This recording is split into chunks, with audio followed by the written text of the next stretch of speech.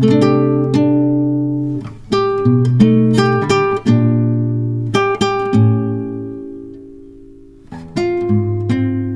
राधे दोस्तों, welcome back to my channel my life with Gopala. आशा करती हूँ श्री बाके हरि जी के कृपा से आप सब अच्छे होंगे। आज आप लोगों के साथ थोड़ा अलग टॉपिक लेकर बातचीत करनी है। दोस्तों, आज मैं स्पेशली अपनी स्टोरी से शुरुआत करने वाली हूँ।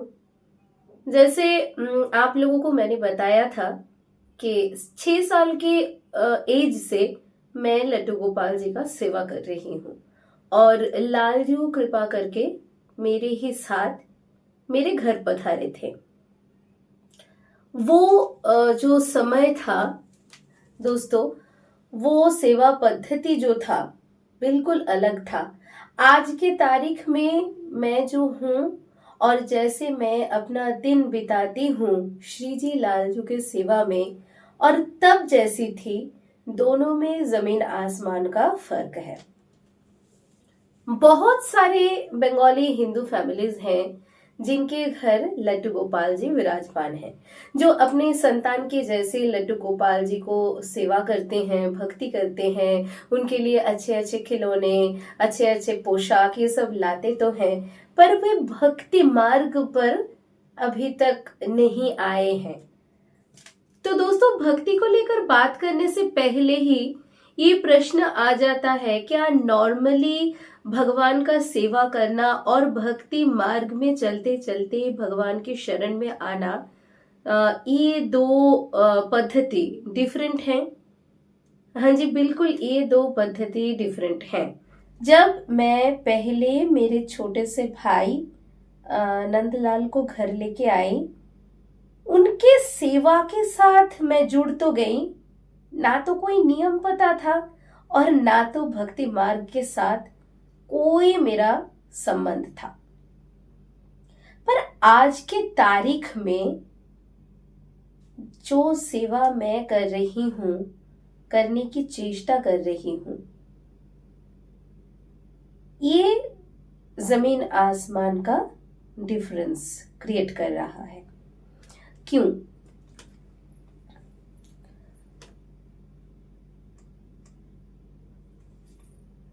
शायद इसी को हम लोग राधा रानी की कृपा बोलते हैं। यही श्री जी की कृपा है। लालजू के सेवा करते करते, लालजू के साथ संबंध बनाते बनाते, पता नहीं कैसे लालजू ने श्री जी तक का एक मार्ग दिखा दिया।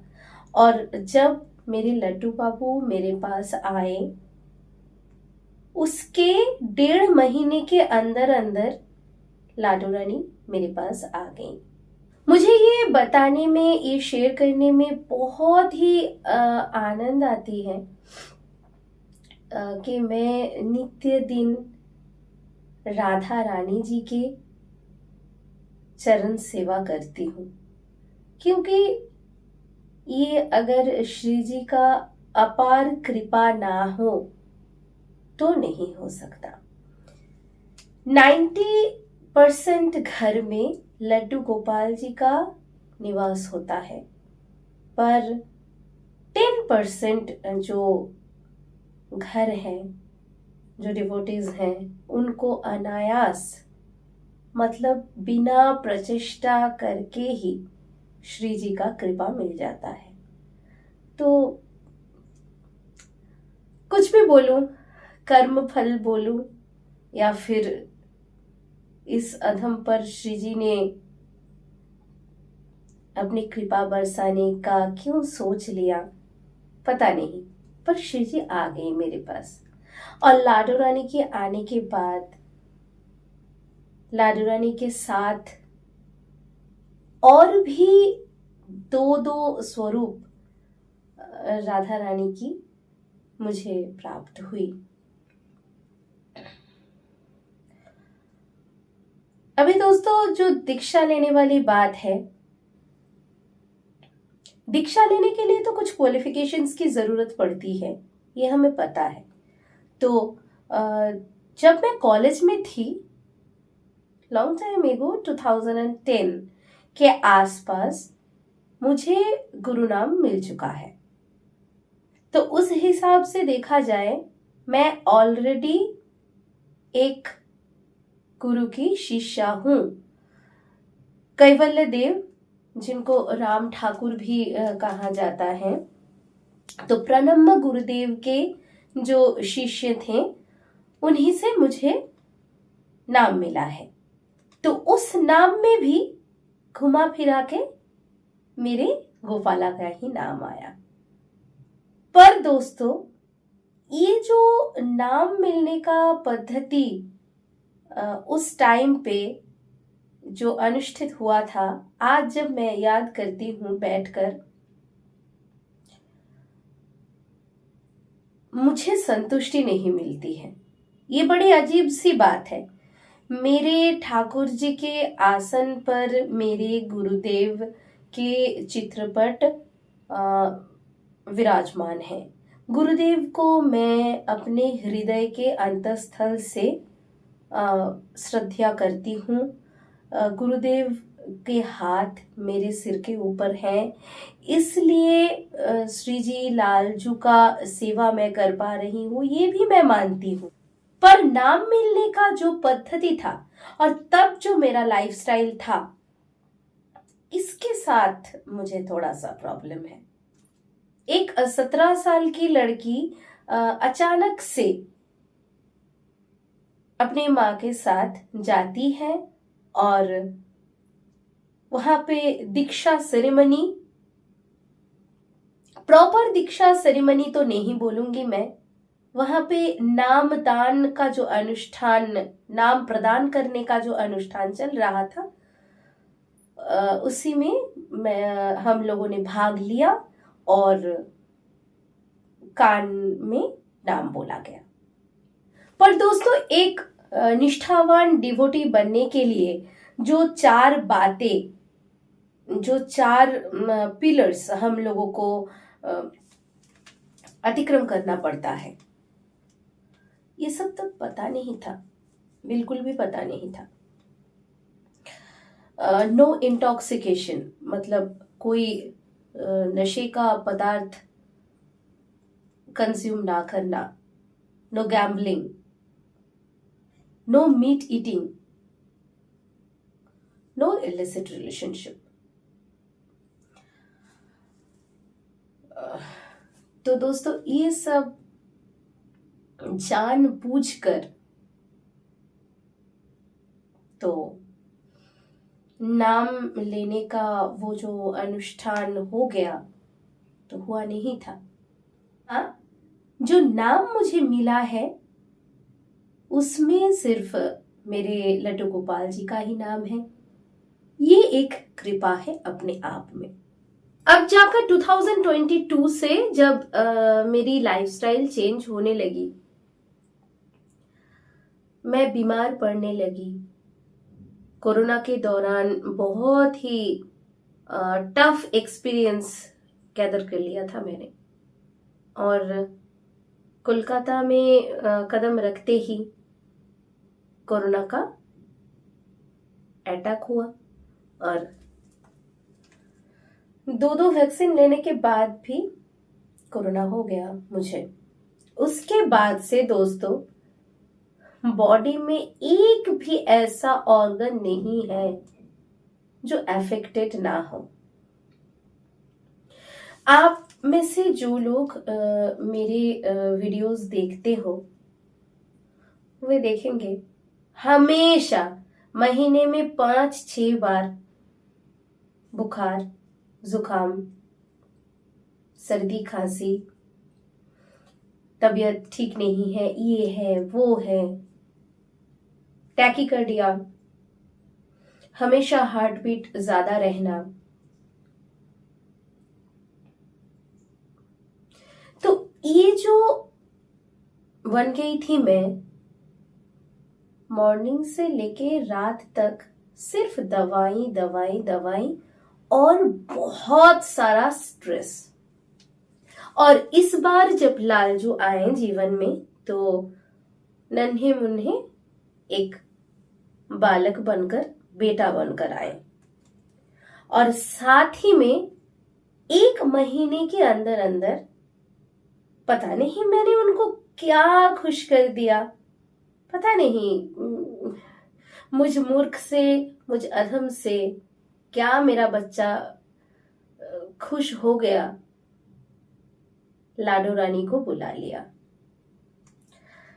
तो जब सोचती हूं अकेली बैठकर, जब बड़े बड़े संतों की बातें सुनती हूं कि इतना आसान नहीं है राधा नाम लेना, इतना आसान नहीं है अष्टयाम सेवा करना। यहाँ तक कि दोस्तों, ये जो no intoxication, no meat eating, no gambling and no illicit relationship, ये 4 स्तंभ जो बोला जाता है, इसको पार करके भी माला जाप करना इत्यादि बहुत सारे पुस्तकों का पाठ करना, पद की पाठ करना और अष्टयाम सेवा पद्धति से कुछ सेवा, जितना मुझे याद आ रहा है 2 सेवा करके गुरुदेव के पास जाना पड़ता है दीक्षा लेने के लिए। हाँ जी, मैं राधा वल्लभ संप्रदाय की बात ही कर रही हूं। अभी इस दौरान मैं पड़ गई श्री जी के प्रेम में। तो ये अगर कृपा नहीं है तो और क्या है। देखिए दोस्तों, मैंने फैमिली से लड़ाई किया है, मैंने अपने पेरेंट्स से लड़ाई किया है, मैंने अपनी लाइफ पार्टनर को समझाने के लिए बहुत सारा स्ट्रगल किया है और कर भी रही हूं।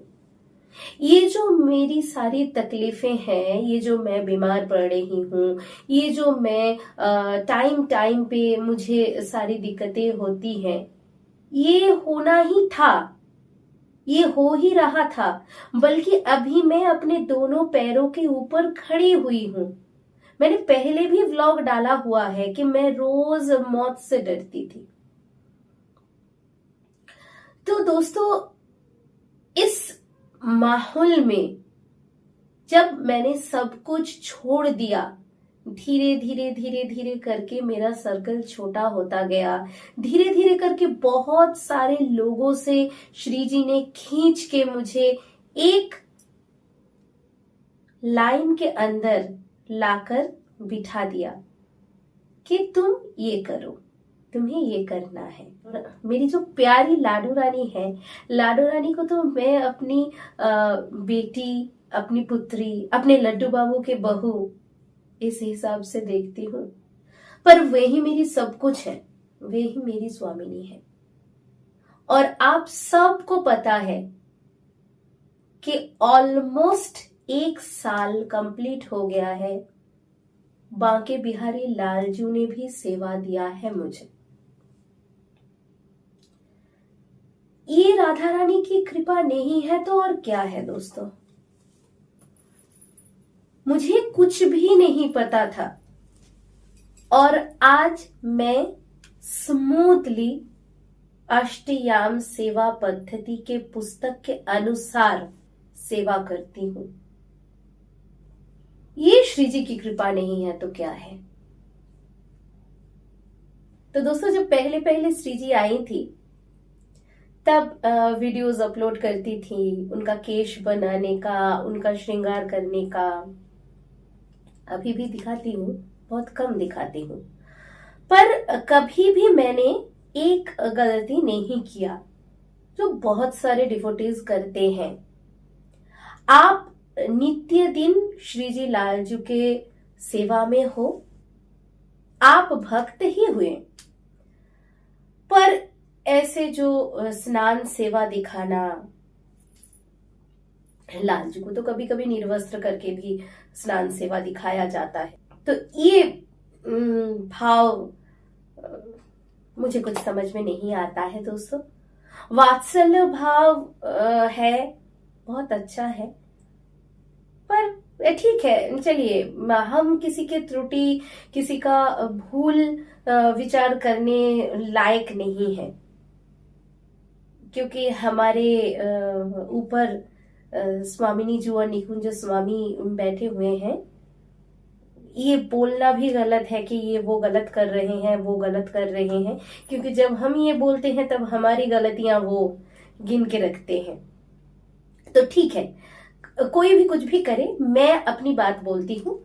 मैंने कभी अपने पता नहीं क्यों, किसी ने बताया नहीं था, मैंने कभी अपने श्री जी को उस तरीके से दिखाने का गलती नहीं किया। यहाँ तक कि जब श्री जी आई थी, पधारी थी, तब जो मैंने स्नानाभिषेक करवाया था वो सब मैंने नहीं शेयर किया। और बाद में जब मैं अष्टयाम सेवा पद्धति पुस्तक को पढ़ रही थी, तब मुझे दिखाई दिया कि अरे अनजाने में ही मैंने ऐसा कुछ किया है जो नियम के अंदर है। तो ये भी एक चमत्कार है, ये भी आश्चर्य की बात है दोस्तों कि मुझे पता नहीं था, सच में मुझे कुछ पता नहीं था। पर मैं श्री जी की स्नान सेवा पहले करती थी। जब मेरे पास अष्टयाम सेवा पद्धति पुस्तक नहीं था, तब की बात बता रही हूँ। श्री जी की सेवा मैं पहले करती थी। श्री जी का उपटन अपने मन से ही, श्री जी का उपटन लगाकर जो श्री जी के श्री अंग से जो उपटन निकलता था, उसको लालजू के श्री अंग पर मलना, मल के उनको नहलाना, श्री जी की श्रृंगार पहले करना। पता नहीं दोस्तों कैसे मेरे मन में ये आया कि दोनों का ये लीला मैं ऐसे करवाऊंगी, तो मैं रोज ऐसे करने लगी। और चलते चलते जैसे ही समय बीतता गया, मैं कैसे कब कुछ भी पता नहीं मुझे, मैं श्री जी को अपनी स्वामिनी मानकर बैठ गई। और श्री जी आज मेरे लिए सबसे बढ़कर है। तो आप लोग समझ ही सकते हैं, एक साइड पे मुझे बांके बिहारी जी का सेवा मिला हुआ है। अभी तक मैं सोच रही थी कि हरिदासी संप्रदाय, पर अब जब मैं अपने आप को बहुत स्ट्रिक्टली प्रिपेयर करके एकदम एज पर आ गई हूं कि नहीं, अब तो मुझे निवेदन कर देना चाहिए, अब तो मैं जाऊंगी। अचानक से क्या हो गया, मुझे अभी लगता है कि नहीं, मेरे लिए तो राधा वल्लभ संप्रदाय को ही चुनकर रखा है श्री जी ने। एक बात आप लोगों को ना बताऊं तो बहुत गलती हो जाएगी। ये जो 18, 20, 22, 25, 30 साल के जो भी लड़के लड़कियां हैं, जो निष्ठा के साथ अपने मन से भक्ति मार्ग पर चलना चाहते हैं, सब विष अपने अंदर से बाहर निकालकर फेंककर जो श्री जी लालजू के शरण में आना चाहते हैं, और ये मार्ग, ये जर्नी तय करने के लिए वे गुरुदेव के शरण में जाना चाहते हैं, अपने आप को सदगुरु के चरण में निवेदन करना चाहते हैं, क्यों उनको रोकते हैं दोस्तों? उनके परिवार वाले, उनके शुभाकांक्षी क्यों रोकते, क्यों सोचते हैं कि ये हाथ से निकल जा रहा है, ये सन्यासी बन जाएगा, साध्वी बन जाएगी, ये कोई कर्तव्य पालन नहीं करेगा? क्यों ऐसा सो जाता है मन में, पता नहीं। जब यूथ डिग्री हासिल करते हैं, पैसा कमाते हैं, बड़े बड़े डिजिग्नेशन पर काम करते हैं, नाम कमाते हैं, तब जितनी खुशी, तब उनके आसपास के उनके फैमिली मेंबर्स और उनके सर्कल में जितना उनका नाम होता है, भक्ति मार्ग पर कोई आना चाहे, चलना चाहे, कोई अगर डिवोटी बनना चाहे, अपने सभी प्रोफेशनल काम को अपने हिसाब से सही तरीके से कंप्लीट करने के बाद भी अगर कोई डिवोटी बनना चाहे, क्यों इतना प्रॉब्लम फेस करना पड़ता है?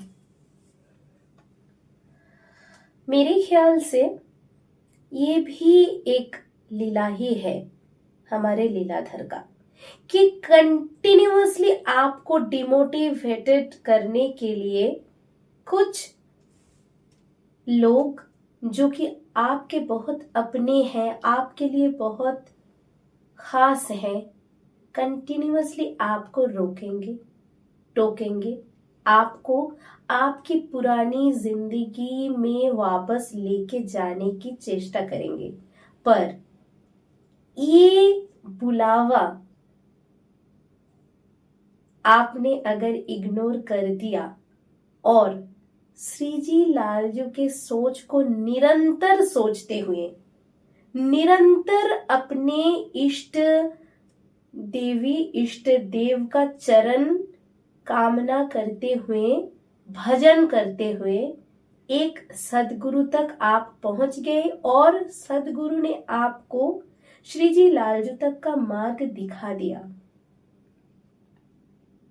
तब तो भाई जय हो आपकी। तो श्री जी कृपा बरसाती है, लालजू भी श्री जी के साथ आते हैं, बाध्य हैं सुनने के लिए। इतना दोनों में प्रेम है, श्री जी कुछ कहेंगी और लालजू वो ना सुने, ऐसा तो हो नहीं सकता। पर हमारा परीक्षा क्या है दोस्तों, कि कुछ भी हो जाए हमें फोकस्ड रहना है। हम तो कोई गलती नहीं कर रहे हैं, हम बाहर के टॉक्सिसिटी से मुक्त होकर एक परिशुद्ध जीवन के ओर चल पड़े हैं। अभी कोई भी प्रलोभन, कोई भी कुछ भी दिखाए, कहे, हमें देखना ही नहीं है। कहीं से भी कुछ भी पता चले कि हरे कृष्ण नाम का जाप करना है, तो उसी नाम का जाप करिए। जैसे मैं हरे कृष्ण नाम का जाप करती हूँ, क्योंकि मुझे इस्कन से बोला गया था, मैं इस्कन जाती हूँ, इस्कन गौशाला के साथ मैं अटैच्ड हूँ, इसीलिए मैं इस्कन से मुझे जाप करने के लिए बोला गया था, तो मैं बहुत खुश होकर जाप करती हूँ हरे कृष्ण नाम का। वहां से मुझे तिलक लगाने के लिए बोला गया था, तो मैं तिलक भी लगाती हूँ। अगर मैं राधा वल्लभ संप्रदाय में चली गई श्री जी की कृपा से, अगर उन्होंने मुझे बुला लिया और अगर सदगुरु से मिलवा दिया, तब ये तिलक चेंज हो जाएगा, नाम भी चेंज हो जाएगा शायद। तो दोस्तों, ऐसे ही एक नॉर्मल लाइफ चेंज हो जाता है जब श्री जी कृपा बरसाती है। तो आज के लिए बस यहीं तक। राधे राधे, श्री कुंज बिहारी श्री हरिदास। राधा नाम रटते रहिए दोस्तों। राधा नाम में इतनी शक्ति है कि आपके चारों ओर का जो अंधेरा है ना, मैजिकली पिक्सी डस्ट में बदल सकती है, और पता नहीं कितनी रोशनी आपके आसपास जल उठेगी, आप समझ ही नहीं पाओगे। तो श्री जी की चरण कामना करिए और श्री जी की दासी, श्री जी की परम सखी बनने की चेष्टा करिए। लालजू तो यूं ही उनके पीछे पीछे आ रहे हैं। तो दोस्तों, आज बस यहीं तक। राधे राधे, श्री कुंज बिहारी श्री हरिदास। मिलती हूँ नेक्स्ट ब्लॉग में कुछ नई बातचीत के साथ।